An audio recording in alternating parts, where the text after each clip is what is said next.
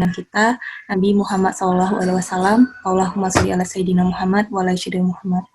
Teman-teman Uktifillah, agar majelis ini menjadi lebih berkah, marilah kita bersama-sama mengucapkan lafal basmalah. Bismillahirrahmanirrahim. Sebelum memasuki sesi selanjutnya, izinkan saya memperkenalkan diri. Perkenalkan, nama saya Rani Revina Putri, yang akan menemani teman-teman hingga akhir acara nanti. Hari ini kita akan mempelajari mengenai kesehatan reproduksi muslimah yang akan disampaikan oleh Teh Nur Anissa Fauzia, yang memiliki CV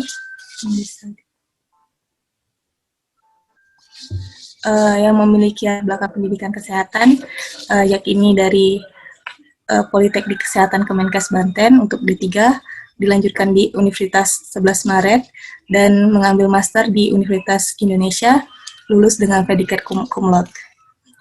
Beliau juga memiliki berbagai macam, memiliki banyak pengalaman, penghargaan, dan penelitian dan publikasi, sehingga tidak dipungkiri lagi materi kajian hari ini akan dibawakan oleh orang yang ahli di bidangnya.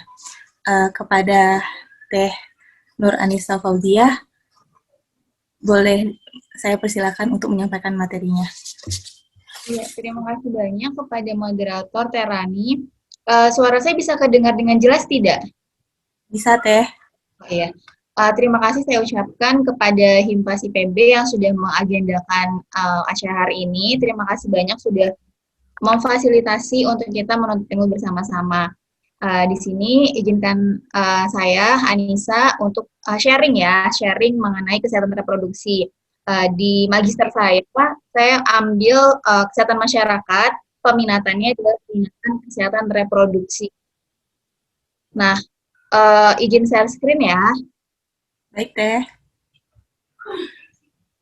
Ini belum bisa untuk share screen, mungkin bisa dijadikan co-host untuk bisa share screen. Karena masih disable. Ya, sebentar. Ya. Buni, boleh diizinkan untuk share screen?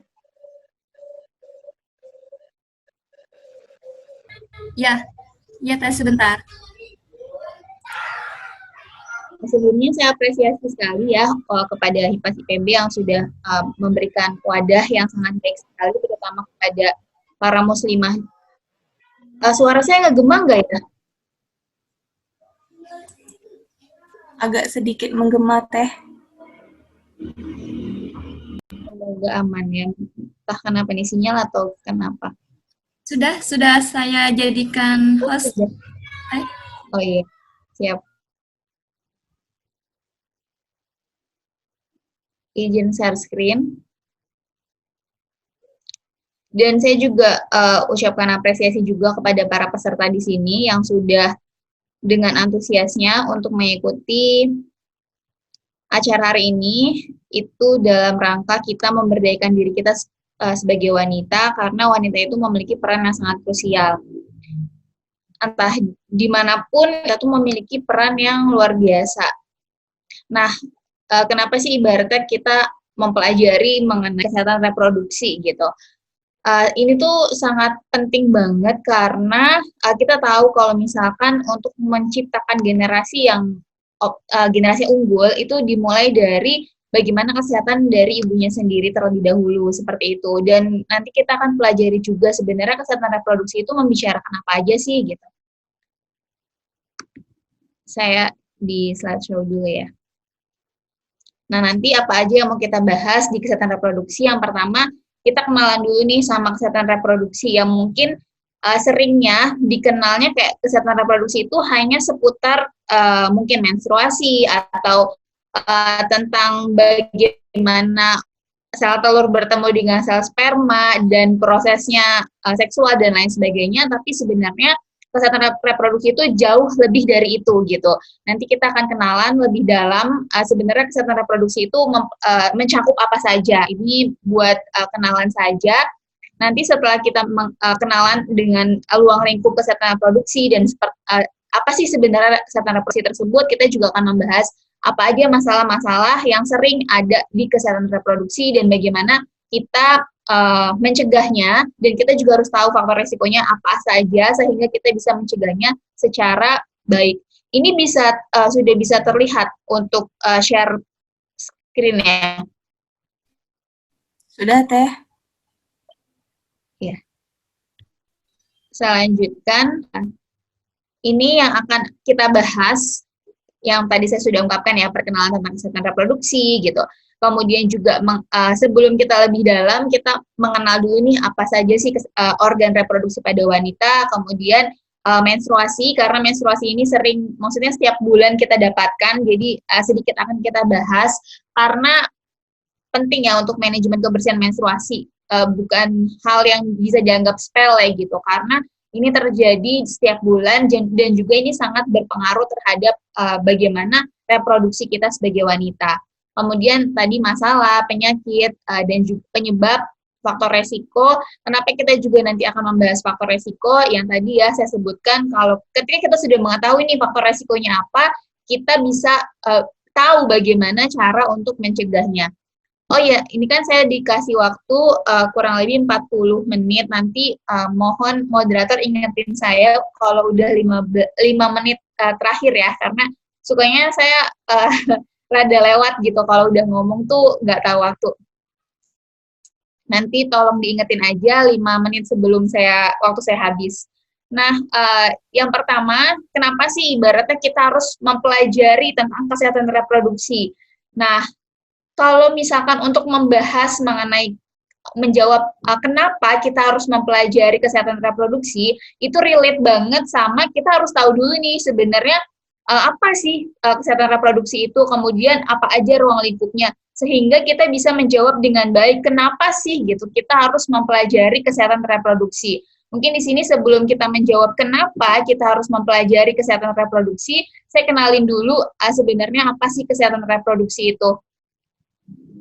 Nah, di sini saya mengambil definisi dari WHO dan juga Undang-Undang Republik Indonesia nomor 36 tahun 2009 yang masih berlaku saat ini. Untuk dari WHO sendiri, jadi kesehatan itu, kalau dari definisi sehat sendiri ya, definisi sehat itu bukan hanya secara fisik gitu, tapi jauh lebih dari itu gitu. Kita tahu kalau misalkan kesehatan itu harus holistik gitu, jadi bukan hanya fisik, tetapi juga yang namanya sehat itu sehat juga mentalnya, terus bagaimana social well-being-nya gitu, bukan hanya terbebas dari penyakit atau kecacatan gitu. Nah, ini juga relate sama definisi kesehatan reproduksi gitu dari WHO, bahwa kesehatan reproduksi itu adalah kesehatan secara fisik, kemudian mental, dan juga social well-being-nya, bukan hanya terbebas dari penyakit atau kecacatan. Di mana itu dari sistem reproduksinya dan juga fungsi serta proses reproduksi. Kemudian kalau dari Undang-Undang Kesehatan itu fisik, mental, sosial secara utuh, tidak semata-mata bebas dari penyakit atau kecacatan yang berkaitan dengan sistem, fungsi, dan proses reproduksi pada laki-laki dan perempuan. Hampir sama ya definisi dari WHO dan Undang-Undang Kesehatan kita, itu sebenarnya intinya sih sama. Nah, untuk ruang lingkup kesehatan reproduksi ini diambil dari masih dari Undang-Undang Kesehatan nomor 36 tahun 2009 tadi. Nah, untuk kesehatan reproduksi itu mencakup apa aja? Kesehatan reproduksi itu mencakup kesehatan sebelum hamil, kemudian kesehatan ketika hamil, ketika melahirkan, sesudah melahirkan, kemudian pengaturan kehamilan, alat kontrasepsi, kesehatan seksual, kesehatan sistem reproduksi itu sendiri. Jadi bukan hanya ruang lingkupnya itu sempit, enggak. Kesehatan reproduksi ini luas banget gitu. Jadi ketika kita membahas mengenai sebelum hamil, melahirkan, sesudah melahirkan, di mana sesudah melahirkan itu ada yang namanya proses menyusui. Itu juga termasuk dalam ruang lingkup kesehatan reproduksi. Dan saya sedikit bahas ya, karena nanti di belakang sih tidak membahas banyak tentang menyusui, cuma hanya sedikit saya memberikan informasi bahwa menyusui itu bukan hal yang dianggap jangan menganggap hal sepele gitu. Menyusui itu memang adalah natural ya, maksudnya kita bisa menyusui sebagai wanita gitu, insya Allah, tapi jangan dianggap kayak itu tuh tanpa kita belajar, tanpa kita mencari ilmunya tentang menyusui itu bisa berjalan dengan lancar kayak gitu aja gitu. Kita juga harus memahami gitu bahwa menyusui tersebut juga bagian dari kesehatan reproduksi. Nah, nanti kalau misalkan mau membahas mengenai menyusui itu sendiri, itu ceritanya panjang dan saya hanya ingin menyampaikan kalau misalkan menyusui itu bukan hanya baik untuk kesehatan saja, kemudian bukan hanya rekomendasi dari WHO dan UNICEF, tapi menyusui itu kita harus tahu ya, terinternalisasi dalam diri kita bahwa menyusui itu adalah perintah agama gitu. Di Al-Quran kita itu jelas bahwa menyusui sampai 2 tahun gitu. Jadi ketika kita memberikan menyusui itu tuh bukan semata-mata hanya untuk kesehatan bayinya dan ibunya saja, tetapi juga ketika kita menyusui kita harus sadari kalau kita adalah ketika kita menyusui adalah menjalankan perintah Tuhan gitu, perintah Allah, perintah agama kita. Itu yang saya akan tekankan di menyusui ini gitu. Nah, untuk menyusui ini harus juga dipelajari baiknya sebelum fase menyusui itu tiba gitu. Jadi kalau misalkan mungkin di sini udah ada yang punya anak mungkin nanti untuk merencanakan anak selanjutnya bisa mempelajari lagi bagaimana proses menyusui dan lain sebagainya. Kemudian saya rekomendasiin banget gitu kalau misalkan bahkan sebelum nikah tuh kita kayak harus tamat materi-materi tentang kehamilan, kemudian melahirkan, menyusui. Jadi ketika kita menghadapi fase itu, kita sudah memiliki preparation yang baik gitu. Karena dengan preparation yang baik, kita juga bisa menciptakan generasi selanjutnya yang baik, yang unggul, yang sehat secara jasmani, rohani. Karena menyusui itu sendiri, itu bukan hanya baik untuk kesehatan fisiknya saja, tetapi ada kesehatan mental yang dia dapatkan dari bonding dia sama ibunya, itu dia membuat dia lebih percaya diri, dan itu sangat berpengaruh bukan hanya pada saat kecil, tapi ketika dia dewasa, itu sangat-sangat punya impact besar sekali terhadap kesehatan fisiknya dan juga kesehatan mentalnya.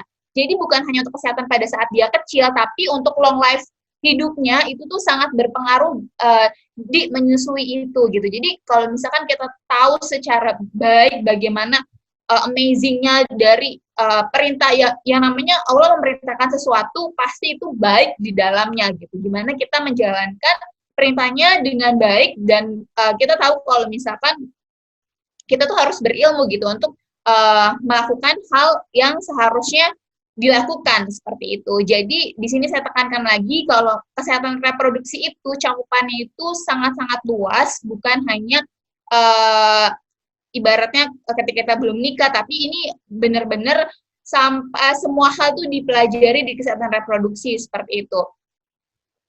Ini perkenalan ya, saya belum ke intinya, masih perkenalan agar bisa memahami secara holistik gitu. Jadi ketika mendengar kesehatan reproduksi itu tahu ternyata banyak ya di kesehatan reproduksi itu kayak gitu. Karena saya sering sekali menjumpai ketika misalkan ditanya atau ambil masternya apa gitu, ambil masternya di kesehatan masyarakat, kemudian peminatan apa, peminatan kesehatan reproduksi gitu. Jadi kayak cuma kesannya itu gimana ya, hanya mungkin yang dipikiran itu mungkin seksualitas atau mungkin hanya ketika proses bereproduksi saja gitu, tetapi di dalamnya itu sungguh-sungguh sangat banyak sekali sampai saya mempelajari lansia itu 2 SKS sendiri, kemudian remaja 2 SKS sendiri, kayak gitu, bener-bener circle of life itu saya pelajari. Nah ini kalau ini berdasarkan ICPD itu adalah International Conference Population and Development. Di sini tuh ketika conference ini dia menekankan kalau kesehatan reproduksi itu sudah menjadi hak. Jadi bukan, kalau dulu kan kayak KB itu modelnya kayak dipaksa ya sama pemerintah kayak gitu untuk menekan populasi, kayak gitulah kita ketahui bagaimana zaman dahulu. Tapi ketika adanya conference ini, kemudian stigma itu udah bukan stigma ya, jadi kayak pendekatan tentang kesehatan reproduksi itu bukan dipaksa, tapi itu adalah merupakan hak dari setiap orang bagaimana untuk menentukan punya anak berapa, kemudian bagaimana menjaga yang namanya KB itu kan bukan untuk bukan untuk kita membatasi sebenarnya, tapi untuk menjaga jarak kehamilan saja gitu. Kenapa sih harus dijaga? Itu berkaitan juga dengan kesehatan ibu dan anaknya itu sih. Jadi kalau misalkan berbicara KB kan ya terserah gitu, setiap orang tuh punya haknya masing-masing mau punya anak berapa gitu, dan KB hadir itu bukan untuk kita membatasi jumlah anak, tetapi kita menjaga jarak dari anak pertama ke dua berapa, anak kedua ke tiga berapa gitu, demi kesehatan ibu dan anaknya gitu. Nah ini kalau dari CPD sendiri, kita juga membahas mengenai infertility, kemudian kanker juga masuk di dalamnya, stop kekerasan seksual, karena apa nih, pencegahan dan penanganan kesehatan seksual itu menjadi ruang lingkup juga dari kesehatan reproduksi, karena yang tadi sehat itu kesehatan reproduksi itu bukan hanya sehat secara fisik, tapi juga secara mentalnya, kemudian secara sosial well-being-nya itu harus sehat gitu. Kalau misalkan ada kekerasan reproduksi, ada kesehatan seksual, ya itu udah nggak sehat gitu. Dan nanti juga banyak banget dampak-dampaknya dari kesehatan seksual tersebut gitu. Kemudian selain tadi ada juga nih ruang lingkupnya kesehatan ibu dan anak, kemudian keluarga berencana, kesehatan seksual, remaja. Nah, remaja ini menjadi ruang lingkup kesehatan reproduksi juga. Kenapa? Karena ketika ibaratnya seorang itu mau hamil, itu tuh baiknya dipersiapkan jauh-jauh hari, bahkan dari remajanya itu harus benar-benar sehat, sehingga ketika dia mau hamil, dia tuh udah tahu gitu, tubuhnya udah siap, kemudian juga pokoknya semua hal itu udah siap gitu, sehingga remaja ini menjadi ruang lingkup tersendiri di kesehatan reproduksi kayak gitu, sampai segitunya di kesehatan reproduksi ini. Kemudian selain tadi ada juga pencegahan dan penanganan aborsi, kemudian pencegahan dan penanganan infeksi menular seksual termasuk HIV dan AIDS, dan juga kesehatan lanjut usia. Kesehatan lanjut usia ini juga masuk kesehatan reproduksi. Jadi dan penting sih kalau menurut saya pribadi, penting kita untuk tahu sedikitnya bagaimana lansia itu gitu, karena saya juga sejujurnya ya, saya baru aware tentang apa sih pentingnya gitu mempelajari kesehatan lansia. Karena ketika kita mengetahui, mempelajari gitu, yang dulu saya sempat belajar 2 SKS full itu, dan saya di situ sadar gitu, oh ternyata lansia itu banyak sekali permasalahan yang mulai dari potensi terjadinya ada masalah pasti fisiknya karena udah degenerasi, kemudian juga ada masalah psikologis, ada masalah sosial yang itu munculnya dari mana, silahkan dikaji gitu. Cuma saya memberikan kayak stimulation bagaimana kita tuh pentingnya untuk tahu tentang kesehatan lanjut usia juga, karena ketika kita udah tahu fase yang akan kita hadapi itu seperti apa, kita bisa mempersiapkannya itu mulai dari sekarang gitu. Jadi dan kayak misalkan kan osteoporosis itu bukan terjadi gitu aja gitu, bahkan sebenarnya itu tuh harus dicegah ketika ya muda gitu, kemudian masalah demensia dan lain sebagainya. Jadi saya sarankan gitu kepada teman-teman di sini, kakak-kakak semuanya, sedikitnya aware tentang kesehatan lansia juga, mempelajari tentang apa sih yang bakal terjadi ketika kita lansia, sehingga kita bisa mempersiapkannya dan mencegah hal-hal yang bakal berpotensi menjadi masalah kelak itu mulai dari saat ini ketika kita masih muda kayak gitu. Kemudian nah jadi kalau misalkan bisa saya rangkum, ini adalah ruang lingkup kesehatan reproduksi. Jadi kita lihat mulai dari infan, bayi, kemudian juga anak, remaja, dewasa, dan juga special condition itu yang tadi melahirkan, hamil, melahirkan, menyusui, kemudian sampai ini lansia. Jadi sebenarnya kesehatan reproduksi itu adalah mempelajari circle of life gitu dalam setiap fase-fase kehidupan. Ini yang mungkin belum banyak orang yang mengetahui bahwa ruang lingkup Kespro ini sejauh ini loh gitu. Dan kita juga sebagai wanita, kenapa balik lagi, kenapa kita harus mempelajari mengenai kesehatan reproduksi, karena kita tuh sebenarnya mempelajari fase-fase yang akan kita hadapi, dan juga kan ketika kita mau tahu nih fase yang kita hadapi apa, kita persiapannya bagaimana. Kemudian ketika kita udah tahu misalkan nanti fase melahirkan, menyusui, hamil itu seperti apa, kita bisa base preparation, itu bakal menyiapkan generasi unggul gitu yang akan kita lahirkan. Dan kita tahu kalau misalkan segala sesuatu itu peran ibu tuh, peran wanita itu sangat besar seperti itu. Jadi betapa pentingnya kita harus memberdayakan diri sebagai seorang wanita.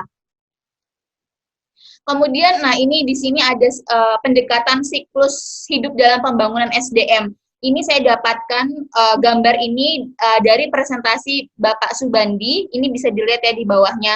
Deputi Bidang Pembangunan Manusia, Masyarakat dan Kebudayaan Kementerian PPN, ini bisa dibaca saja bawahnya, bahwa di dalam perencanaan pembangunan nasional jangka panjang, menengah dan lain sebagainya itu menggunakan siklus pendekatan pro yang dimana mempersiapkan mulai dari prenatal, neonatal, infan, karena di situ adalah crucial momen yang itu adalah banyak pertumbuhan cepat ada di masa-masa ketika kan pertumbuhan otak itu pada saat awal kehamilan gitu. Jadi kita harus mempersiapkan dengan baik sebagai seorang wanita, kita harus tahu itu seperti itu. Jadi semua itu harus direncanakan baiknya mulai dari ketika kita mau menikah, ketika kita mau hamil, dan persiapan-persiapan lainnya. Kemudian, jadi di sini ya, ibaratnya dalam pembangunan SDM gitu, ini menggunakan pendekatan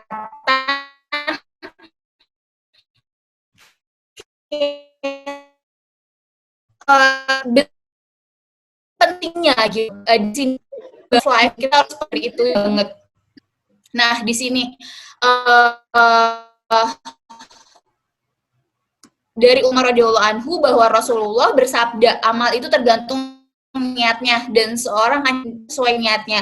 Jadi kita lurusin lagi nih niatnya, kita mau belajar tuh apa gitu. Kita belajar itu mau misalkan nih kita relate ya sama pertanyaan sebelumnya. Kenapa sih kita harus mempelajari kesehatan reproduksi? Kenapa sih kita harus menuntut ilmu sebagai seorang wanita? Kenapa sih kita harus memberdayakan diri dan lain sebagainya? Kita kembalikan semuanya ke niat gitu. Ketika misalkan niat kita itu untuk menuntut ilmu terkhusus untuk kesehatan reproduksi, itu untuk melahirkan generasi-generasi unggul, di mana generasi unggul itu yang nanti kan jangan meremehkan ibaratnya satu orang atau dua orang yang akan kita gitu. Ketika orang yang kita lahirkan itu bisa berpengaruh besar dan itu bisa menjadi aset bangsa bahkan dunia, dan itu kan ketika kita muslim itu membawa nama agama kita juga seperti itu. Jadi kita luruskan niat bahwa semata-mata apa yang kita pelajari, apa yang kita lakukan itu kita lagi-lagi untuk beribadah seperti itu. Dan kita bayangin aja kalau misalkan anak kita seperti seorang Habibie yang dia banyak banget membawa dampak baik bagi bangsa dan juga bagi dunia gitu. Jadi jangan sampai meremehkan satu orang ataupun dua orang ataupun tiga orang ataupun berapalah yang akan nanti insya Allah kita akan lahirkan seperti itu. Jadi semua itu berawal dari diri kita memberdayakan diri, kita mempersiapkan diri dengan baik seperti itu. Kemudian kita pastinya berdoa terus untuk mendapatkan generasi yang baik. Kemudian apakah sama orang-orang yang mengetahui dengan orang yang tidak mengetahui? Sebenarnya hanya orang yang berakal sehat yang dapat menerima pelajaran kayak gitu. Jadi di sini Allah menekankan sekali ya dalam surat Az-Zumar ayat 9, kalau misalkan itu berbeda antara orang yang mengetahui dan orang yang tidak mengetahui seperti itu. Itu tuh beda gitu, pastinya beda. Kemudian di surat Al-Mujadilah juga disebutkan bahwa Allah akan mengangkat derajat orang-orang yang beriman di antara kamu dan orang-orang yang berilmu beberapa derajat. Nah, disinilah kita Allah tuh suka loh sama orang-orang yang berilmu gitu. Jadi ya marilah kita menimba ilmu semaksimal yang kita bisa gitu.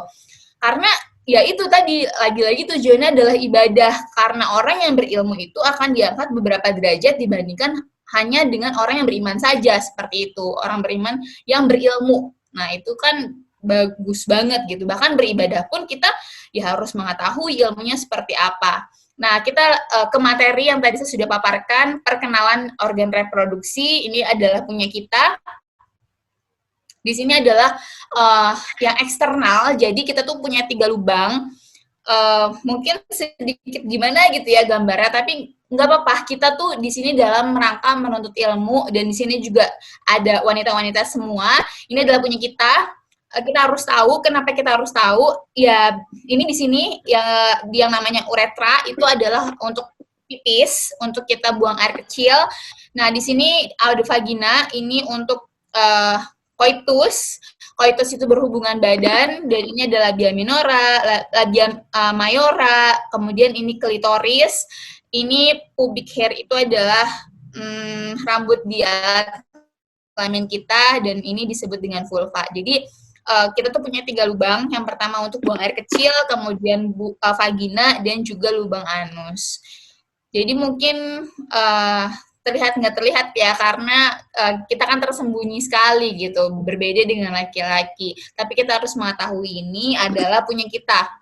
Kemudian kita lihat sedikit ini organ reproduksi wanita di dalamnya. Jadi di sini ada ovarium yang berisi sel telur yang setiap bulannya itu matang. Kemudian ini ada saluran telur. Saluran telur itu buat apa? Jadi ketika dia ini udah pastinya ibaratnya aku cuma refresh aja gitu, karena kita juga ini udah dapetin di sejak kita SMA gitu. Ini refresh aja. Jadi sel telur itu di sini kan nanti setiap bulan matang. Kalau udah matang dia akan berjalan ke sini, bukan berjalan, jadi ada silia-silia gitu yang ngebawa. Nah di sini biasanya dia bertemu sel telur itu terjadinya pembuahan tuh di sini di saluran telur, namanya tuba Fallopi. Nah kemudian ketika sudah terjadi pembuahan nanti dia nidasi di sini di rahim. Kemudian ini endometrium itu adalah lapisan dinding rahim, ini adalah vagina kita, dan serviks itu posisinya di sini. Nanti kita akan bahas juga sedikit tentang kanker serviks. Jadi kanker serviks itu apa? Serviks itu adalah leher rahim. Jadi kan di sini rahim, dan di sini lehernya itu disebut dengan serviks. Ini sedikit aja untuk refresh. Jadi setelah tadi kita membahas mengenai organnya, sedikit saya akan membahas mengenai menstruasi.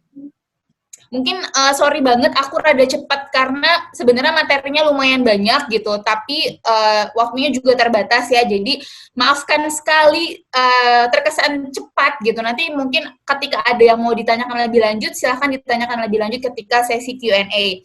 Kita tahu kalau menstruasi itu terjadi karena apa? Karena kan setiap bulannya itu kita lihat lagi di sini. Jadi si rahim ini selalu mempersiapkan dirinya ketika nanti takutnya ada pembuahan antara sel telur dan sel sperma gitu. Jadi dia selalu menebal, dindingnya itu menebal. Nah ketika ini nggak ada pembuahan terjadi, ya udah yang penebalannya itu luruh gitu. Tapi kalau misalkan terjadinya pembuahan, adanya kehamilan, nah nanti di sini dia nempel lah di penebal, jadi dipersiapkan untuk kehamilan. Jadi terjadi, nah luruh lah itu yang udah disiapin gitu. Itu sederhananya seperti itu. Kemudian bahas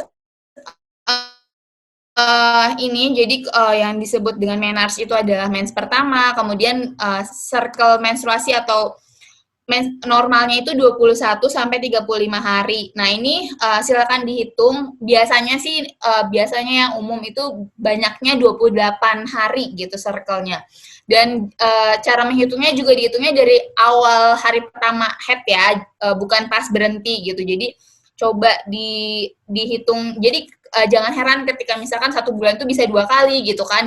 Yang pertama itu di akhir bulan, yang pertama misalkan di akhir bulan kan nanti menyentuh ke bulan berikutnya gitu kan. Terus pas di akhir bulan lagi itu udah head lagi gitu. Jadi awal sama akhir itu dia head itu kalau misalkan masih dalam siklus normal itu nggak masalah kayak gitu. Kemudian biasanya itu 3 sampai 8 hari untuk mens ini. Nah, banyak banget ya untuk apa ya, yang kan tadi normalnya nih di sebelah sini yang merah ini adalah normalnya. Saya tuliskan kalau misalkan normal kan 21 sampai 35. Nah, kalau misalkan ada yang kurang dari 21 hari itu dia udah nggak normal ya, kemudian lebih dari 35 hari gitu. Nah, kalau misalkan ditanya kenapa sih kok itu bisa terjadi, itu banyak banget yang mempengaruhi kenapa misalkan bulan ini baik-baik aja, bulan depan itu mungkin siklusnya nggak normal. Kemudian mungkin 2 bulan nggak mens dan lain sebagainya. Karena kita ingat kalau misalkan wanita itu makhluk hormonal banget gitu. Jadi dan hormon itu dipacu juga banyak banget hal yang mempengaruhi kerja hormon. Salah satunya ketika misalkan kita stres, itu udah ngacak-ngacak hormon banget tuh di tubuh kita kayak gitu. Jadi makanya kenapa tadi menjaga kesehatan mental, karena kesehatan mental adalah bagian dari kesehatan gitu. Karena ketika mentalnya nggak sehat, itu bisa mempengaruhi kesehatan lainnya gitu, termasuk kesehatan fisik kita. Kemudian ini normal durasinya 3-7. Kalau misalkan kurang atau lebih itu juga ada sesuatu, kemudian darahnya, dan biasa ya ada yang dysminor itu juga tingkatannya berbeda-beda. Ada memang dysminor itu masih dalam cakupan yang normal, ada yang kalau udah sampai pingsan-pingsan gitu, itu sebaiknya periksa. Ini mungkin sekilas-sekilas aja karena lumayan banyak materinya. Nah ini penting saya sampaikan juga karena banyak banget ya masih mitos-mitos yang beredar dan itu masih dilakukan gitu. Kayak misalkan nggak boleh keramas dan potong kuku gitu. Saya pernah menghadiri kajian juga itu yang diisi oleh salah satu mahasiswa dari Gontor. Itu dia mengkaji kalau misalkan nggak masalah gitu potong kuku itu. Jadi di sini harus keramas, potong kuku juga diperbolehkan. Kenapa harus keramas? Ya karena ketika menstruasi itu tuh kita tuh harus benar-benar jaga kebersihan banget gitu. Karena ini mempengaruhi kalau misalkan kita nggak bersih, itu mempengaruhi terhadap ya apalagi wanita ya, maksudnya organ reproduksinya itu kan nggak kelihatan ya di dalam gitu. Itu tuh benar-benar dijaga karena kalau misalkan itu kebersihan kita nggak jaga, itu tuh bakal langsung masuk ke dalam infeksi-infeksinya itu langsung masuk gitu. Berbeda sama kalau laki-laki kan dia di luar gitu. Kalau wanita kan langsung di dalam terus dia langsung banyak abis vagina, langsung ada apa namanya leher, ada serviks gitu, leher rahim kemudian langsung ke rahim kayak gitu. Jadi di situ rentan banget dan kenapa ibaratnya kita harus menjaga kebersihan itu ya karena itu gitu. Kemudian kemarinnya saya memberikan pelatihan juga pada remaja gitu. Di situ menarik, jadi pelatihannya mengenai pubertas. Jadi di dalam pubertas itu kan ada perubahan bagaimana ketika puber wanita dan laki-laki gitu. Saya kemarin memberikan pelatihan di Palembang itu di kan ada pretest ya sebelumnya gitu, dan saya menanyakan apa aja sih yang nggak boleh ketika kita menstruasi gitu. Nah di situ macam-macam masih banyak nih mitos-mitos yang beredar dan masih dijalanin seperti itu. Karena katanya ada yang bilang nggak boleh tidur siang kak karena nanti matanya rabun dan lain sebagainya gitu. Terus nggak boleh minum soda, nggak boleh minum air es kak nanti darahnya beku di dalam dan lain sebagainya. Pokoknya unik-unik banget apa yang mereka sampaikan gitu. Dan setelah itu saya luruskan bahwa ketika kita menstruasi itu kita boleh keramas, kita boleh potong kuku karena kita harus jaga kebersihan, tidur siang juga nggak masalah, dan kan ada yang biasa kak kalau lagi sakit gitu minum soda biar lancar. Soda itu tidak melancarkan menstruasi gitu, soda itu malah banyak gas kan gitu, itu nggak enak banget ke perut. Jadi bukan caranya minum soda untuk melancarkan menstruasi, enggak. Kemudian mau minum es, mau minum air panas, air dingin itu nggak apa-apa gitu, nggak masalah. Dan mungkin ini hanya sedikit aja mitos dan fakta, mungkin ketika masih ada yang bingung boleh ditanyakan sebenarnya ini tuh boleh atau nggak sih ketika kita menstruasi seperti itu. Kemudian, nah di sini saya ingin menyampaikan juga gitu, kalau misalkan kan tadi ya persiapan kita bereproduksi, kita hamil, itu tuh dipersiapkan sejak kita sebelum menikah, bahkan itu dipersiapkan sejak remaja gitu. Jadi di sini penting banget ketika kita menstruasi, kita minum tablet tambah darah 1 kali sehari ketika kita menstruasi. Dan ketika kita tidak menstruasi, kita meminum tablet tambah darah 1 kali 1 minggu. 1 minggu itu 1 kali tablet tambah darah gitu. Dan ini tuh berlaku dari remaja putri sampai kita dewasa pun ini berlaku gitu. Jadi kenapa sih? Karena ini tuh untuk mencegah anemia gitu. Anemia itu jangan dianggap enteng gitu ya. Kan dia kekurangan Fe kan, kalau misalkan hemoglobin dalam darahnya itu maksudnya nggak baik, dan itu kan fungsinya untuk mengangkut oksigen sama sari-sari makanan kan. Jadi ketika ibaratnya anemia itu lemah gitu-gitu. Terus juga baik banget ini sebelumnya, karena ketika hamil itu nanti ketika misalkan kita anemia itu otomatis nutrisi ke janin juga bakal berkurang.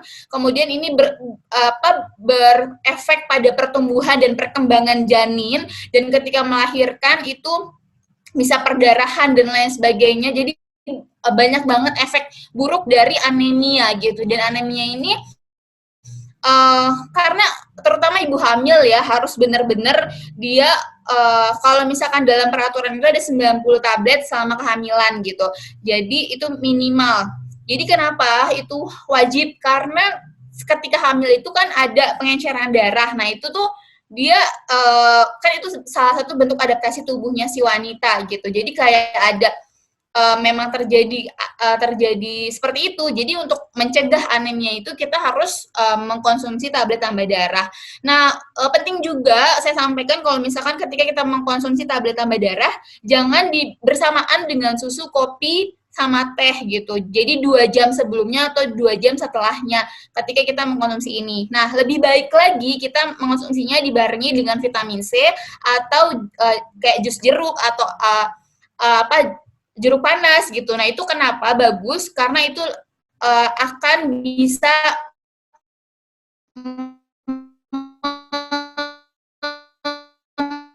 maksimalkan penyerapan diri gitu. Kalau misalkan dibarengi sama gitu, karena ada kinerja di dalam penyerapan itu bahkan nggak minum aja gitu, karena nggak bisa diserap dengan baik. Kemudian ini manajemen kebersihan menstruasi penting sekali gitu, karena kalau misalkan efeknya apa sih? Efeknya itu bisa sampai infertilitas, kemudian infeksi dan lain sebagainya di organ reproduksi kita.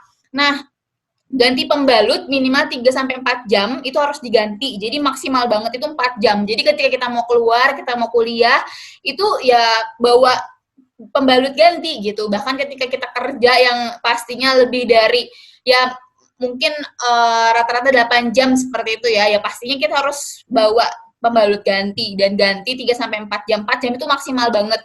Kemudian ketika kita ke kamar mandi, jadi mungkin belum banyak darahnya yang di pembalut, tapi ketika kita mau buang air kecil atau buang air besar, ketika kita buka celana itu kan itu udah kebuka kan gitu, udah terkontaminasi dengan udara luar seperti itu. Jadi ketika itu sudah terkontaminasi dengan udara luar, baiknya sebenarnya diganti. Karena apa? Ya karena kalau misalkan kan nggak tahu tuh ada apa aja di luar gitu kan. Jadi, nah ketika nanti masuk ke pembalut kita, itu nanti bisa masuk ke organ reproduksi kita gitu, bahkan sampai organ interna, dan itu bisa menyebabkan infeksi dan lain sebagainya.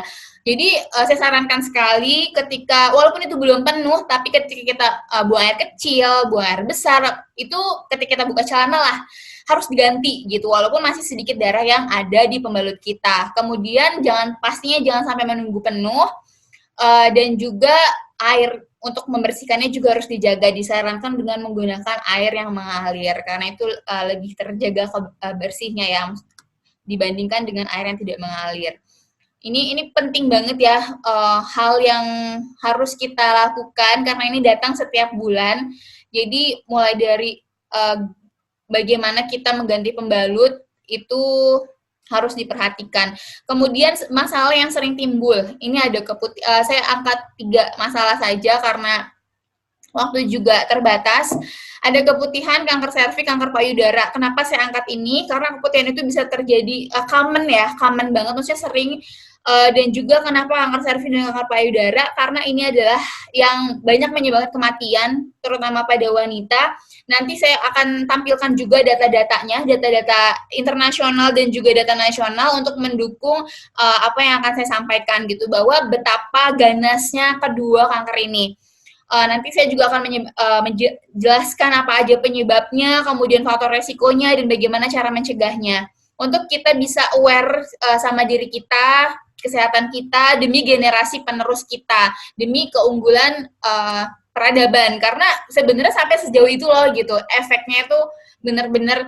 Nah, keputihan sendiri itu ada yang fisiologis itu masih dalam normal, dan juga patologis. Nah, saya akan menjelaskan bagaimana keputihan yang fisiologis dan batasannya ya. Kalau keputihan itu masih dianggap fisiologis dan ketika dia udah patologis. Jadi ketika kita mau menstruasi itu kan kita masa subur tuh biasanya lebih banyak produksi ada lendir-lendir gitu dan kita tuh harus aware kalau misalkan dia warnanya tuh putih, bukan putih sih kayak bening gitu ya, nggak berwarna gitu. Kemudian nggak berbau dan nggak gatal itu masih normal. Tetapi ketika itu warnanya sudah ada warnanya kan tadi yang normal itu nggak berwarna ya, jadi dia memang bening gitu walaupun memang dia ada lendir-lendirnya itu normal gitu karena memang ketika kita menstruasi di dalam kita fase masa subur itu kayak gitu terjadi gitu. Itu nggak apa-apa, nggak masalah, nggak usah khawatir, yang penting jaga kebersihan saja, sering ganti celana dalamnya, kemudian juga harus dijaga bagaimana jadi nggak boleh basah atau lembab gitu karena kan bakteri-bakteri kuman-kuman itu senang banget sama yang lembab-lembab sehingga kita harus menjaga kekeringan di daerah tersebut. Kemudian juga pakai celananya yang menyerap gitu ya, yang kayak katun seperti itu, jangan ada tadi gitu sukanya saya ke kantor pun saya bawa ganti celana dalam gitu, jadi kan kadang pulang sore kayak gitu, jadi itu demi menjaga kesehatan reproduksi juga gitu, jadi ya udah yang penting kita nyimpennya yang bener aja gitu, nggak ganti dia di kamar mandi gitu ketika siang hari atau misalkan jam 2 atau mau asar gitu, itu tuh harus dijaga kebersihannya sampai segitunya gitu. Kemudian kalau yang udah patologis itu dia menimbulkan gatal, udah berwarna, biasanya kehijauan seperti itu, dan juga dia ada baunya gitu. Jadi kalau misalkan yang normal itu tuh yang nggak ada baunya, mesti biasa aja gitu. Tapi kalau udah yang patologis itu dia ada baunya, warnanya juga udah berbeda, udah nggak bening lagi, kayak gitu. Nah ini harus kita aware dan gimana cara mencegahnya itu kita harus mencuci tangan sebelum kita kalau misalkan kita pokoknya sekarang apalagi ya yang di era pandemi ini cuci tangan gitu. Nah kita cuci tangan sebelum membersihkan, kemudian juga membersihkan vaginanya dengan cara yang tepat. Bagaimana cara yang tepat? Jadi ketika kita mau menyiramkan air atau mungkin shower dan lain sebagainya itu dari arah depan ke belakang. Kenapa kayak gitu? Karena kalau misalkan kebalik dari belakang ke depan, nanti kuman-kuman yang ada di daerah anus bakal kebawa ke daerah vagina, dan itu tuh bahaya, nggak baik sekali gitu. Jadi ketika kita mau membersihkan vagina kita setelah pipis dan lain sebagainya, membersihkan vulva ya, yang tadi ada pokoknya di daerah situ, itu harus menyiramnya dari depan, dari arah kemaluan kita ke belakang ke arah anus gitu. Itu diperhatikan sekali, itu hal yang simple tapi ini krusial seperti itu. Kemudian juga menjaga tetap kering dan bersih. Jadi boleh ketika kita habis membersihkan itu pakai air, kita lap, boleh pakai tisu toilet atau mungkin pakai sapu tangan yang memang khusus untuk membersihkan itu. Pastinya yang bersih dan kering ya. Itu jadi itu kenapa dilakuin untuk menjaga agar tidak lembab. Kemudian juga sangat tidak disarankan menggunakan sabun. Karena apa? Karena di dalam vagina kita tuh ada kuman-kuman, ada bakteri-bakteri baik ya, bakteri-bakteri baik yang memang ada di situ gitu untuk nggak masalah. Tapi kalau ketika ibaratnya kita pakai sabun itu pH-nya juga udah beda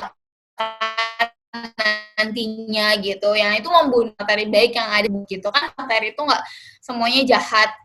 Kemudian, nah pakai yang dalam, pakai yang nyaman, tidak ketat, yang diganti, tidak boleh sering menggunakan panty liner. Karena apa? Karena nanti menimbulkan lebih lembab ya, maksudnya di situ nggak baik. Kalau misalnya mau pakai panty liner, ya sekali-kali aja, jangan a whole of day atau misalkan setiap hari sepanjang hidup gitu ya, jangan gitu, kayak kalau mungkin mau pergi atau apa gitu, pokoknya jangan sering-sering lah.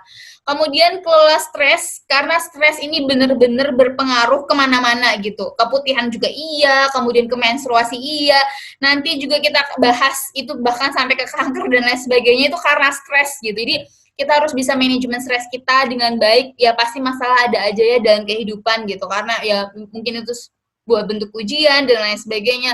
Nah, disitulah kita bisa kayak dealing ya, mungkin kita punya ekspektasi apa, kita punya harapan apa, dan harapan yang tidak sesuai dengan kenyataan, itulah yang ibaratnya kita harus dealing dan mengendalikan apa yang kita bisa kendalikan, bukan mengendalikan apa yang tidak bisa kita kendalikan gitu.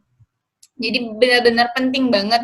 Nah, efeknya apa sih kalau misalkan keputihan sampai patologis dan lain sebagainya, itu nanti ada infeksi saluran reproduksi yang akan menimbulkan infertilitas. Infertilitas itu jadi sulit ya untuk punya anak, bahkan nggak punya anak gitu. Karena ada masalah di sistem reproduksinya.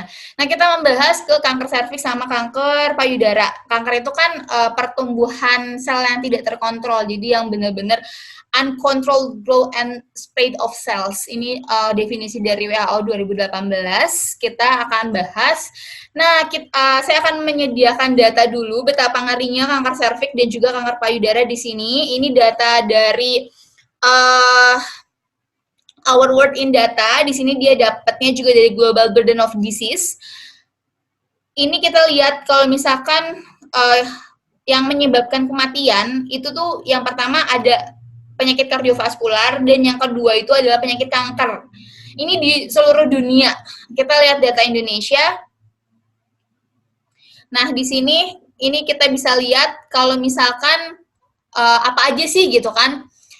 Di sini yang kanker yang menimbulkan kematian itu kanker apa aja gitu. Kita bisa dilihat nih di sini kanker payudara itu urutan ke 1 2 3 4 keempat. Kemudian di sini kanker serviks juga masih atas-atas ya. Jadi ini mengerikan sekali. Ini data dunia.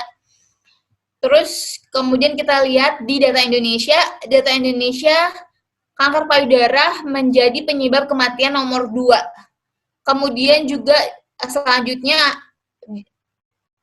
kita lihat kanker serviks juga masih di atas ya. Ini ke 1, 2, 3, 4, 5, 6, ke 7 gitu. Jadi ini tuh masih ngeri banget gitu keadaan kanker serviks sama kanker payudara itu ngeri banget. Kemudian nah di sini ini populasi yang banyak itu kanker apa aja? Itu kanker payudara menjadi urutan pertama, kemudian kanker serviks di urutan keempat gitu. Jadi ini data dunia. Kemudian kita lihat data Indonesia, ternyata kanker yang paling banyak kanker payudara dan yang kedua adalah kanker serviks. Ini datanya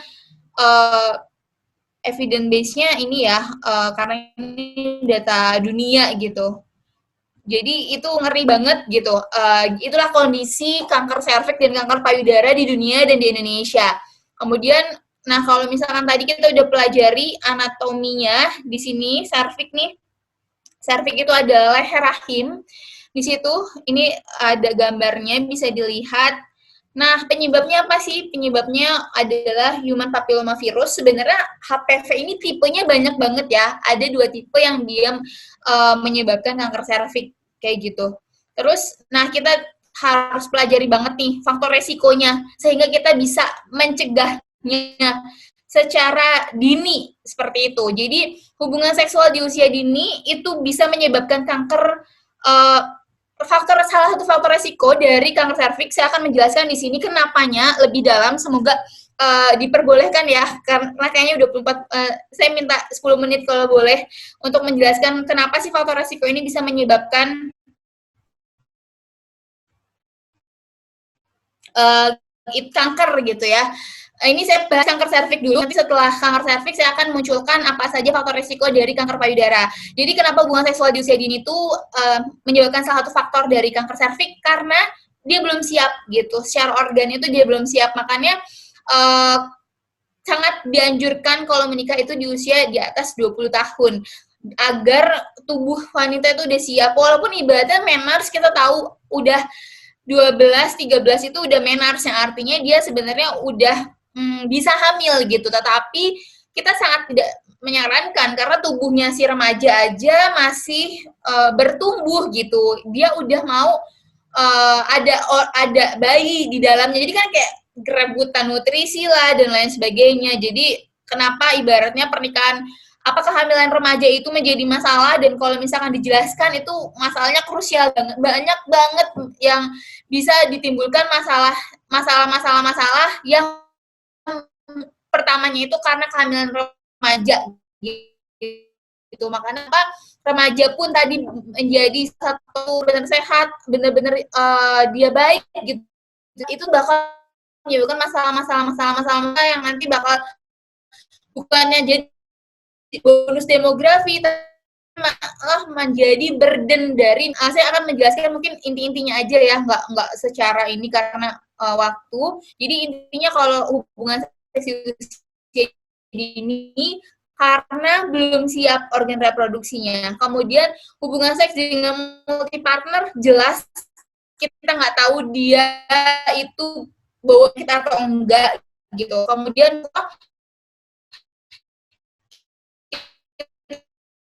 kita tahu banyak banget zat-zat yang karsinogenik ya, dari kalau yang melahirkan itu kan apalagi malah pelukan-pelukan itulah yang bisa menyebabkan kan ketika kita ada luka sama nggak ada luka, otomatis ketika ada luka itu kan terbuka. Nah, ketika ada ibaratnya tadi HPV itu ada, itu tuh bisa HPV itu nggak cepet ada di situ gitu, maksudnya nggak masuk di kita, itu sederhananya. Jadi bukannya ibaratnya menggaungkan ibaratnya nggak boleh punya anak banyak ya, nggak juga. Tapi kalau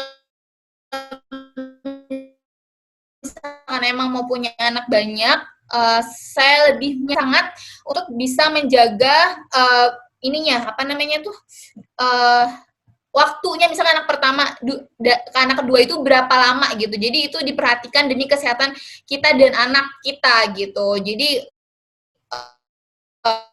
bukan semata-mata yang tadi bukan membatasi itu, tapi lebih menjaga jarak antara hamil pertama, hamil kedua dengan hamil ketiga gitu. Itu sih lebih ke situ. Kemudian faktor sosial ekonomi yang rendah ini berkaitan dengan kebersihannya dan lain sebagainya, karena kan tadi ya harus disebutkan harus menjaga kebersihan dan lain sebagainya. Pemakaian pil KB secara jangka panjang. Jadi kenapa? Karena wanita itu lagi-lagi makhluk hormonal. Jadi ketika kan pemakaian KB itu kan dalam KB itu kan hormon gitu. Jadi kayak hormon kita tuh diacak-acak gitu. Kemudian ini PMS. Jadi ketika orang yang ada dia memiliki penyakit menular seksual itu rentan sekali dia mengidap kanker serviks. Kemudian gangguan imunitas ini karena ketika kita udah ada gangguan imunitas, otomatis imun kita tuh tidak bekerja dengan baik. Ketika imun itu seperti tentara yang harus ketika ibaratnya ada kuman datang, dia itu berperang dengan kuman itu. Kalau misalkan dia imunnya baik kan imun yang menang, tapi kalau misalkan imunnya nggak baik, imunnya kalah, ya kita terkena penyakit seperti itu. Kemudian nih faktor karsinogenik. Nah, pola perilaku ini berkontribusi 30% dari penyebab-penyebab lainnya. Nah, lifestyle itu seperti apa? Untuk lifestyle ini berlaku untuk segala jenis kanker, termasuk kanker serviks dan juga kanker payudara. Lifestyle-nya yang kita tahu ya sekarang itu mager gitu. Nah, kayak gini lah, ini lifestyle yang tidak baik yang menyebabkan kanker.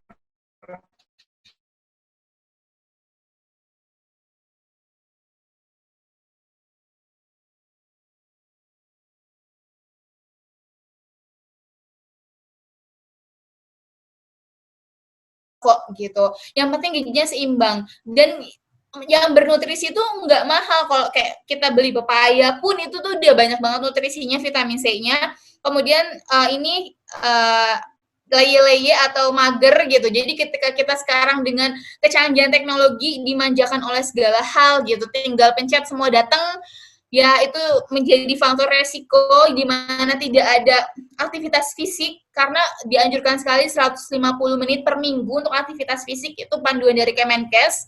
Makannya juga nggak dijaga, makanya fast food, kemudian juga alkohol, kayak ya kita ya insya Allah lah ya nggak begitu-begitu, cuma mungkin kita masih rebahan atau makanannya masih pengennya simple gitu. Nah ini efeknya tuh pastinya ketika kita sakit produktivitas kita turun, kemudian juga biaya kesehatannya meningkat, yang namanya juga udah sakit ya, udah kayak gitu, kemoterapi lah dan lain sebagainya, pastinya itu biayanya tuh banyak banget. Nah, preventionnya, jadi deteksi dini, pastinya segala sesuatu yang kita tahu secara dini, maksudnya deteksi dini itu lebih baik. Untuk ini udah ada ini apa namanya vaksin ya, kalau untuk yang HPV ini. Jadi pencegahan itu ada di tangan kita karena ya kita yang punya tubuh kita gitu. Jadi kita yang tahu apa sih yang harus kita lakukan dan apa yang nggak boleh kita lakukan. Untuk yang faktor resiko kanker payudara, hal pertama pada di usia 12 tahun ini lagi-lagi karena pengaruh hormon gitu kan, rata-rata tuh 12-13 ya. Jadi kalau udah di bawah itu tuh berarti dia peran hormonnya itu tidak baik gitu. Jadi ketika udah ada, pokoknya kalau hormon kita tuh diacak-acak istilahnya atau nggak sesuai dengan kestabilannya atau bagaimana mestinya, itu tuh bakal menimbulkan macam-macam gitu. Wanita yang tidak menikah, kenapa tidak menikah dan tidak punya anak gitu kan? Menikah tapi mungkin tidak punya anak atau memilih tidak punya anak. Kalau misalkan ibaratnya ya pasti ya seorang wanita pastinya pengen punya anak, tapi yang namanya juga itu kuasa Allah gitu. Tapi kalau misalkan memang tidak mau punya anak itu ya jangan sih ya gitu. Ini menyebabkan ini loh gitu, salah satu faktor resiko juga. Kenapa? Karena yang tadi kalau misalkan kita punya anak itu ketika hamil melahirkan itu ada fluktuasi hormon kita yang terjadi di tubuh kita, dan itu nggak bakal terjadi ketika kita nggak ada mengalami proses yang tadi melahirkan dan lain sebagainya. Begitu juga yang tidak menyusui. Nah, yang tidak menyusui ini juga menjadi satu faktor resiko lagi-lagi karena hormon gitu. Kemudian melahirkan yang pertama pada usia 30 tahun. Nah, pokoknya itu menggunakan kontrasepsi hormonal dalam jangka panjang itu tuh nggak baik banget gitu. Bahkan kalau pokoknya yang berbau hormonal yang gitu mengacak-acak hormon kita itu tuh nggak baik banget untuk tubuh kita, berpotensi untuk menimbulkan penyakit yang macam-macam. Kemudian menopause yang lebih dari 55 tahun, ini berarti kan ketika dia menopause yang lebih dari 55 tahun, dia masih banyak estrogennya gitu, paparan estrogen dia masih kuat, sedangkan kan biasanya tuh 48 tahun itu udah 45 lah ya, dari situ tuh udah mulai decrease hormon estrogennya. Jadi ketika dia masih punya banyak supply, ini lagi-lagi berkaitan dengan hormon. Kemudian pernah operasi tumor jinak payudara, punya riwayat kanker dari keluarganya, memang ada ya, jadi kayak faktor dari keturunan itu juga harus kita tahu. Kemudian wanita yang mengalami stres berat, lagi-lagi faktor psikis mempengaruhi bagaimana kesehatan kita gitu. Kemudian konsumsi lemak, alkohol secara berlebih, dan juga perokok aktif dan juga perokok pasif. Jadi hati-hati ya untuk yang perokok pasif juga, karena bahkan paparannya lebih tinggi untuk yang perokok pasif kayak gitu. Nah, ini preventionnya, ini yang kita gaungkan banget di Kemenkes, itu cerdik. Cek kesehatan secara rutin, menyiapkan asap rokok, rajin aktivitas fisik yang tadi saya sudah sebutkan, kalau minimal 150 menit setiap minggunya. Dia seimbang, jaga dan percaya nggak percaya ya, maksudnya makanan pun itu mempengaruhi bagaimana hormon dalam tubuh kita gitu. Makanan sehat itu membuat mood baik juga gitu, bukan hanya ke kesehatan tapi juga ke mood dan lain sebagainya. Kemudian istirahat cukup, dan kelola stres. Lagi-lagi stres disebut-sebut ya, di mention gitu. Aktivitas fisik itu pokoknya memang harus seperti itu, ibaratnya pola hidup sehat lah ya. Kemudian deteksi dini, ini yang screening yang bisa dilakukan. Kalau dari kanker serviks itu namanya IVA, pemeriksaan IVA. Kemudian kalau dari kanker payudara itu ada sadari sama sadanis. Kalau sadari itu pakai pemeriksaan sendiri, kita raba ya, bagaimana apakah ada benjolan atau tidak gitu. Di sini tujuannya tuh untuk menemukan benjolan, apakah ada atau tidak, sekecil apapun ditemukan, segera konsultasi untuk deteksi dini. Lagi-lagi deteksi dini, kalau misalkan bisa terdeteksi secara dini, itu lebih mudah untuk penanganannya dibandingkan dengan kita tidak mendeteksi dini.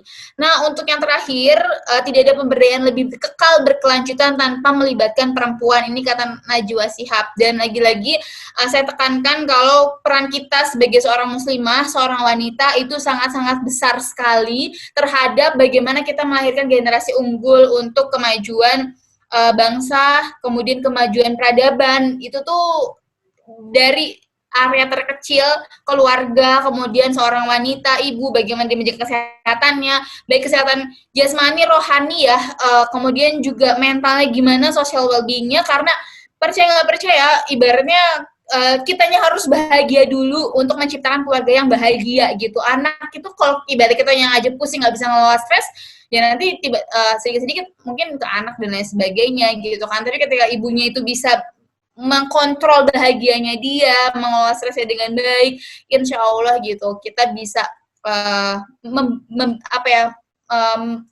menyebarkan kebahagiaan dan bisa berpengaruh baik dan benar, bahkan berkontribusi besar terhadap peradaban. Sekian dari saya, kurang lebihnya saya mohon maaf.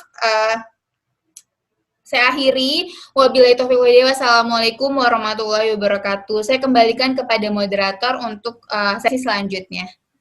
Waalaikumsalam warahmatullahi wabarakatuh. Terima kasih Teh atas ilmunya. Baik Teh, kami masuk ke sesi tanya jawab ya Teh ya. Iya, ini boleh. Ada beberapa pertanyaan dari teman-teman nih Teh. Jadi saya karena ada beberapa itu yang mirip-mirip, jadi saya gabungkan saja. Jadi yang pertama itu Teh, kalau kemandulan seseorang perempuan itu bisa dilihat dari bagaimana teraturnya siklus haid nggak Teh?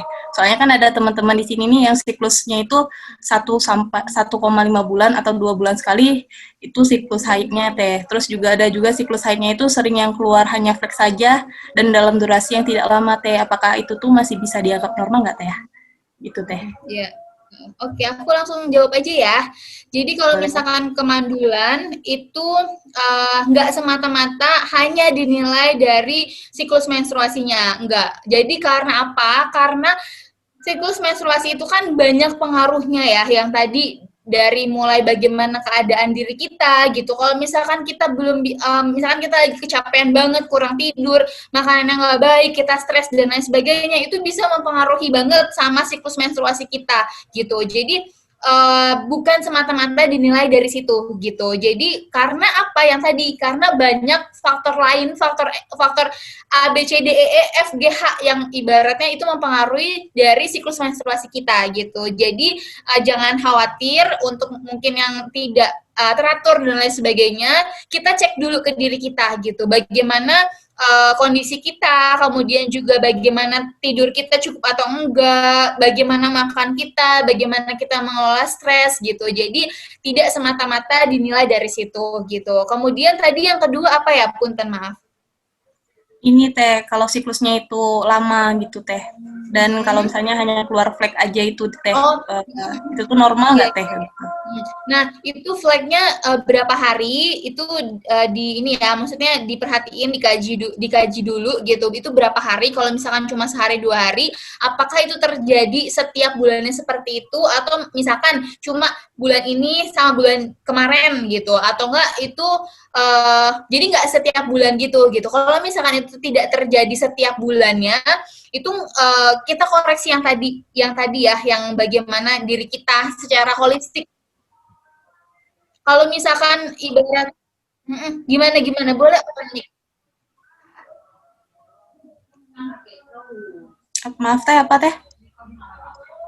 Oke, tadi soalnya ada suara ya, dikira ngomong. Jadi kalau misalkan yang tadi flag itu diperhatiin dulu. Yang pertama yang harus diperhatiin adalah apakah itu terjadi setiap bulan atau hanya bulan-bulan tertentu. Kalau misalkan itu terjadi setiap bulan, itu ngeflagnya itu terjadi berapa hari dulu gitu. Jadi kalau misalkan dia masih ada darah yang keluar walaupun nggak banyak gitu, mungkin 3 harian, itu kan masih tadi minimal durasi 3 hari kan gitu. Nah tapi kalau misalkan itu terjadinya setiap bulannya kayak gitu dan kurang dari 2 hari, misalkan cuma sehari atau 2 hari, baiknya tuh periksa gitu. Kalau misalkan ibaratnya cuma misalkan ya bulan ini aja atau bulan kemarin aja, atau misalkan bulan kemarin sama bulan ini, tapi yang sebelum-sebelumnya itu nggak ada masalah, berarti yang harus dikoreksi adalah bagaimana diri kitanya gitu, apakah kita itu kecapean atau enggak, gimana makannya, gimana pemenuhan tidurnya, gimana kita mengelola stresnya, itu yang kita harus evaluasi. Karena kalau misalkan memang itu terjadi mungkin karena kurang tidur, makan dan lain sebagainya, berarti yang harus diperbaiki adalah itunya gitu. Tapi kita kaji, jadi kalau ketika ibaratnya ada hal seperti itu, sebenarnya kalau misalkan dari tenaga kesehatan, itu kita harus mengkaji dulu gitu, namanya anamnesa, jadi kita kaji dulu pernah menggunakan alat kontrasepsi atau enggak gitu, karena kan kalau misalkan udah menggunakan alat kontrasepsi, itu kan udah mengacak-ngacak hormon banget ya kalau udah pakai kontrasepsi gitu, apalagi kontrasepsinya itu yang hormonal terkhusus ya, itu karena itu ngacak-ngacak hormon banget, jadi ya itu tadi flag doang lah headnya gitu, itu tuh bukan karena apa-apa atau bukan karena penyakit atau bukan apa, karena memang hormonnya diacak-acak gitu. Tapi kalau misalkan ada sebaliknya juga ya, jadi ketika kita menggunakan KB itu tuh karena di sini para wanita semua, aku saranin banget harus benar-benar mengkaji dulu KB yang kita gunakan itu apa, efeknya tuh seperti apa, dampaknya gimana. Jadi jangan kayak cuma karena di masyarakat itu populernya adalah KB suntik, ya udah ikut-ikutan KB suntik gitu. Kalau menurut aku itu kurang bijak gitu. Jadi setiap orang itu punya kesehatannya masing-masing, punya tubuhnya yang lebih tahu tuh dia gitu. Jadi sebelum kita menggunakan alat kontrasepsi, itu tuh baiknya tuh kita belajar dulu apa aja sih yang ada alat kontrasepsi ini, kelebihan kekurangannya apa sih, dampaknya apa sih gitu. Karena yang tadi kalau misalkan udah pakai KB hormonal, itu udah ngacak-ngacak hormon, walaupun dia udah lepas, tapi nggak langsung balik cepat gitu loh dalam tubuh kita, karena tubuh kita pun kayak adaptasi dari ketika ibaratnya nggak pakai jadi pakai, terus dari pakai nggak pakai, itu tuh dia adaptasi dulu gitu. Makanya kenapa tadi ya banyak banget faktor resiko kanker payudara maupun kanker serviks itu adalah pemakaian KB hormonal secara jangka panjang. Dan kalau udah pakai KB hormonal itu, kalau misalkan dia salah satu kekurangannya adalah balik kesuburannya itu butuh adaptasi gitu. Jadi nggak, misalkan nih mau punya anak lepas, tapi tuh dia nggak kayak langsung bisa terjadi gitu ya, walaupun ibaratnya Allah wa'lam, tapi secara saintifiknya gitu, ini tuh dia butuh adaptasi dulu tubuhnya untuk jadi nggak cepat kembali kesuburan, itu nggak cepat gitu. Jadi di situ adalah satu kekurangan dari KB hormonal. Dan ya tadi efeknya juga bisa nge-flag aja gitu, bahkan nggak menstruasi itu terjadi juga gitu. Jadi jangan kaget. Dan kan yang tadi ya lagi-lagi adalah wanita makhluk hormonal. Jadi ada yang ketika dia ditambahin hormon itu dia nafsu makan dan lain sebagainya, atau mungkin ada yang nggak enak makan. Dan kalau saya pribadi pun memang terasa ya changing fluktuatif hormon itu mempengaruhi banyak hal gitu. Ya contoh kecilnya yang bisa dilihat adalah bagaimana nafsu makan kita gitu. Kalau udah masa-masa subur udah mau haid, itu saya kerasa banget itu saya lebih makannya lebih banyak dibandingkan normalnya saya gitu. Jadi penting banget ya kita sebagai wanita, kita harus mengenali diri kita secara holistik gitu. Maksudnya benar-benar kayak fisik kita juga kita kenal gitu. Jadi ketika ini tanda-tanda apa ya gitu, biasanya tuh kayak gimana. Jadi kayak sering-sering mengevaluasi diri, karena itu penting sekali untuk keberlangsungan kehidupan ya, dan untuk kesehatan juga kayak gitu. Baik Teh, terima kasih Teh. Teh, masalah KB tadi Teh ada juga yang nanyain Teh, alat kontrasepsi yang aman itu yang ada nggak Teh kalau kira-kira kalau sekarang? Iya. Aku langsung jawab ya, ini menarik banget ya membahas mengenai kontrasepsi. Dan kalau misalkan nih, kalau ngomong-ngomong yang aman ya, saya tuh menganjurkan itu yang tidak hormonal.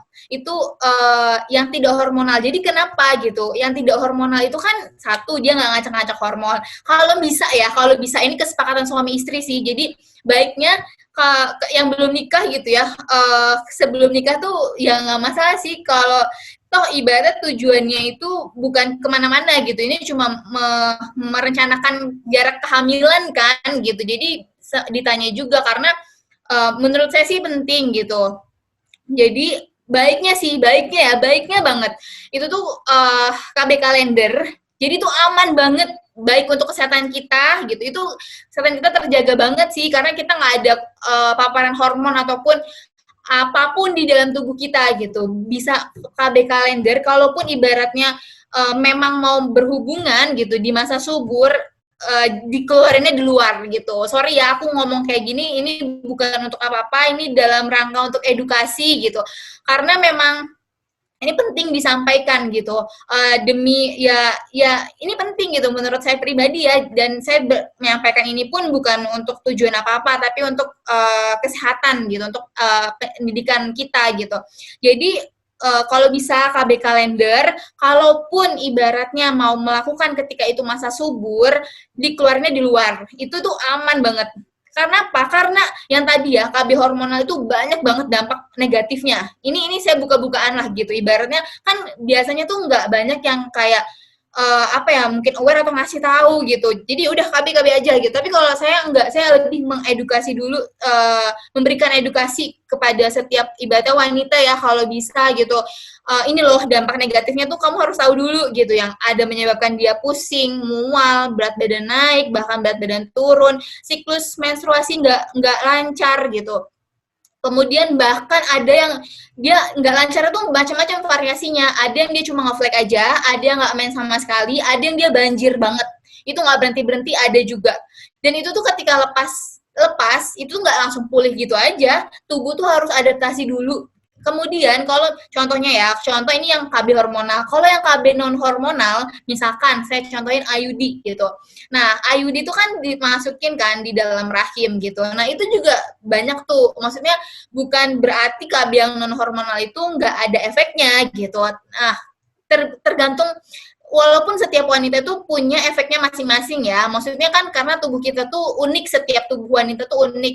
Jadi kebanyakan mostly itu dari keluhannya yang pakai IUD itu menstruasinya banyak kayak gitu. Dan juga ada yang menimbulkan sakit juga yang kerasa di dalam rahimnya, itu dia kerasa seperti itu. Dan kalau misalkan memang mau dikeluarin di dalam, silakan pakai kondom gitu. Walaupun katanya ketika kondom itu rada mengganggu, jadi kan harus kondom itu kan dipakai ketika si laki-laki itu udah tegang gitu istilahnya, kan itu dipakai tuh si kondom. Itu kan jadi kayak harus ada waktu untuk menggunakan itu gitu. Jadi nggak langsung dikeluarin kayak gitu. Jadi itulah salah satu jadi makanya kenapa ini penting dibicarakan kepada laki-laki juga, maksudnya suami kita gitu, ataupun mungkin lagi ta'arufan, mungkin sedikitnya bisa kalau saya pribadi, saya menanyakan itu ibaratnya kayak misalkan nih ada yang mau ta'arufan dan lain sebagainya gitu. Saya menanyakan, apakah kamu apa pandangan kamu tentang menyusui kayak gitu. Saya suka memancing pertanyaan itu untuk diskusi gitu. Karena apa gitu? Menyusui itu nggak mudah ya gitu. Saya bilang di awal, kita tuh harus sering bangun dan lain sebagainya, karena kita harus memberikan susu secara on demand atau sesuai permintaan bayi yang kayak 2 jam sekali itu kita harus bangun dan lain sebagainya gitu-gitu. Dan kita itu nggak mudah ketika ibaratnya kita tidak mendapatkan support system yang baik. Jadi ya support system terdekat kan pastinya suami gitu. Jadi kayak aku mau yang dia juga berikan support system ke aku gitu, karena ya ini kan anak bareng-bareng gitu. Ini kita juga tujuannya baik dan lain sebagainya. Jadi menurut saya mungkin yang belum menikah bisa itu didiskusikan gitu ketika ada yang mau ta'arufan dan lain sebagainya, kayak bagaimana pandanganmu tentang menyusui, apa yang kamu ketahui tentang menyusui, kamu gimana sih, pokoknya gitu. Dan yang tadi juga bagaimana pandangan kamu tentang kontrasepsi kayak gitu, itu juga bisa jadi, dan dari situ pun kita bisa mengetahui sedikitnya bagaimana pandangan dia terhadap segala sesuatu yang bisa mencerminkan, oh begini ya pandangan dia, gini gitu. Itu penting diskusiin, karena KB itu kan apalagi yang menggunakan kondom kan menyangkut kedua belah pihak kan, laki-lakinya mau atau enggak nih gitu pakai kondom. Kemudian juga yang tadi KB kalender, konsekuensinya gimana, harus dilakuin apa, itu kan harus sama-sama tahu, karena ini bukan hanya tentang kita aja wanita, tapi ini adalah tentang kita, suami kita, generasi kita gitu. Jadi ini sih yang sering yang belum banyak tersampaikan, kalau misalkan kesannya ilmu tentang kesehatan reproduksi itu adalah ilmu hanya untuk wanita. KB itu ya KB wanita dan semuanya tuh wanita gitu. Padahal gitu, kalau saya pribadi, saya sedikit memberikan edukasi juga pada laki-laki gitu tentang ilmu-ilmu ini, karena sebenarnya ini penting banget untuk mereka memberikan support sistemnya kepada istrinya, atau mungkin memberikan pengetahuannya kepada adiknya, kakaknya yang perempuan, kayak gitu. Itu saran saya, KB alami gitu. Ataupun kalau misalkan nggak mau KB alami, coba diskusiin pakai kondom gimana. Kalau misalkan pun nggak mau gitu pakai kondom, saya saranin yang non hormonal gitu. Itu. Baik Teh, ini ada pertanyaan lagi Teh tentang keputihan. Nah, Boleh. apakah keputihan itu kalau nggak normal itu menghambat kehamilan enggak Teh? Terus keputihan kalau setiap harinya itu berwarna putih susu tapi tidak berbau dan tidak gatal itu bagaimana gitu Teh? Bagus banget pertanyaannya. Itu tadi menyebabkan ibaratnya kemandulan atau tidak ya kalau keputihan. Nah, kalau keputihannya udah patologis itu bisa menyebabkan infertilitas. Artinya dia sulit untuk memiliki anak gitu. Dan juga bukan hanya itu, bisa juga menyebabkan infeksi di saluran, pokoknya di organ reproduksinya itu gitu. Karena ketika keputihan itu kan ada kayak kan tubuh kita tuh punya reaksinya ya. Kalau misalkan ada bakteri atau kuman dan lain sebagainya, itu kan berusaha untuk memerangi itu gitu. Jadi kita harus aware, dan kalau misal itu jawabannya bisa menyebabkan kemandulan, terus juga bukan hanya kemandulan tapi juga menyebabkan infeksi pada saluran pada organ reproduksi kita. Dan kalau misalkan ibaratnya gimana nih kalau putih tapi tidak berbau dan juga tidak gatal. Nah, kita koreksi apakah itu terjadi setiap hari atau cuma ada di momen-momen tertentu. Misalkan yang tadi saya sebutkan ya, kalau mau head itu tuh normal kayak gitu karena kita memproduksi lubrikan lebih banyak dibandingkan masa-masa tidak biasanya dibandingkan dengan masa subur. Jadi ada itu gitu. Jadi kalau misalkan itu terjadi setiap hari, kita koreksi dulu. Itu kan setiap hari otomatis berarti kalau normal itu nggak setiap hari gitu. Jadi hanya di fase-fase tertentu di mana memang kita lagi memproduksi